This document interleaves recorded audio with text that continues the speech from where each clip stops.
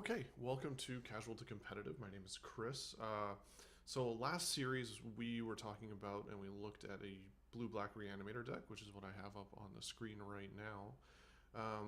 The whole point of this video series is to find a deck that we like, trying to improve it to the best possible version of itself that we can. What we discovered last time is that we lost to a bunch of top tier decks, which is, there's no shame in that, but there's some things that we can definitely improve on. So in that vein, we've gone and we've switched it up a little bit more this time around. So we went from blue-black Reanimator and we went to Sultai Reanimator, which is green, blue, and black. So the choices that I had here, I was either going to go with Sultai or Grixis, which is red, black, blue.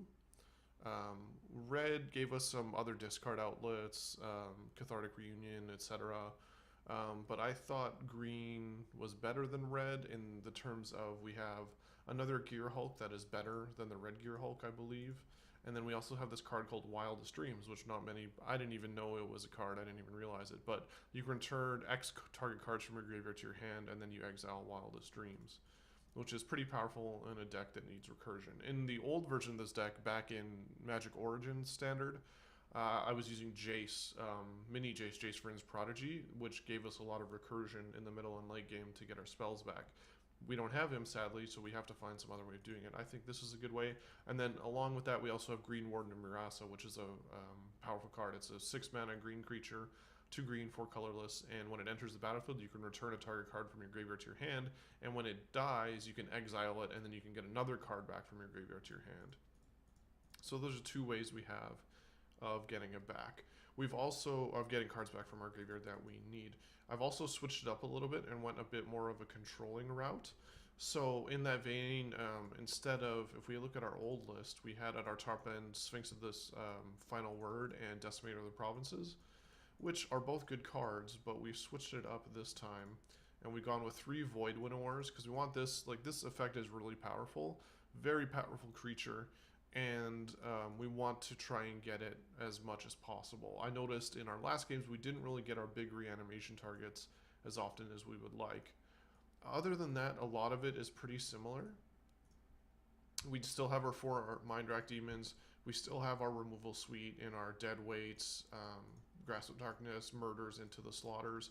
We still have 3 Oath of Jaces. Another thing we've switched up is we've gone with a card called Nagging Thoughts, which is a 1 blue, 1 colorless sorcery.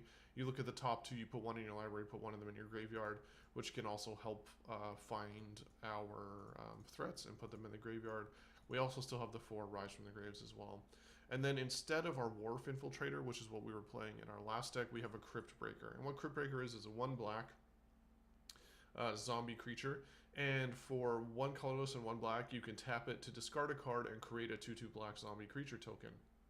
And then also tap 3 untapped zombies you control, you draw a card and lose 1 life. So that is our early game discard outlet, as well as later on in the game, when we use Rise from the Graves, it makes that creature a zombie in addition to its other types. So if we're on a stalemated board and maybe we have a Crypt Breaker and 1 token out, we can tap something down that we've reanimated to draw a card. Might help out. We've also switched up our mana base, obviously. We have 4 blue-black lands, 8 blue-black lands, 4 black-green lands, 4 Evolving Wilds, and then we have 1 forest, 2 islands, and a swamp, in addition to 3 Aether Hubs to help us get our green mana if we need it. We don't have that much green, but it's good just in case we need to, cast a Gear Hulk or cast a Green Warden or cast Wildest Dreams, etc. Then the sideboard is switched up quite a bit. So in the sideboard we have, since we're running green, we have Natural State, which destroys a target artifact or enchantment with a converted mana cost of 3 or less.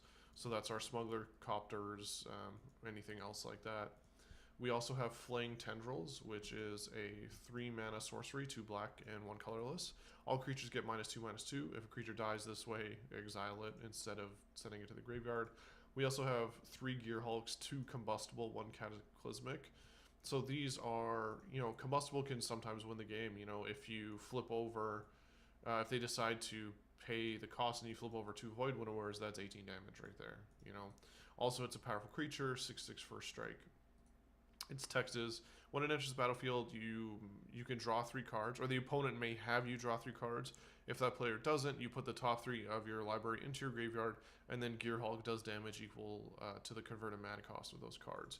So when we have some fairly high price cards, we have our Void Winners obviously, but then we also have Demon of Dark Schemes, Gear Hulks, Mind Rack Demons that can equal up to a lot of damage in the end. Then we have Cataclysmic, which is basically like when it enters the battlefield, each player chooses an artifact, creature, or enchantment, and a planeswalker among the non-land permanents he or she controls, then sacrifices the rest. So it's kind of like a board sweep type effect. We also still have our Diabolic Tutors. We have our Sphinx in the sideboard now. This is good in control matchups. I didn't really want to get rid of it. Another card that we have is Scour the Laboratory, which is, it's not quite Dig Through Time or Treasure Cruise, but it's not bad. When you have Delirium, it costs 2 less to cast, so instantly it's a 6 mana. Initially, it's a 6 mana instant, 2 blue, 4 colorless. And what you do is you draw 3 cards. So with Delirium, it becomes a 4 mana, draw 3, which is pretty good. And you can also, we usually use that on our opponent's end step.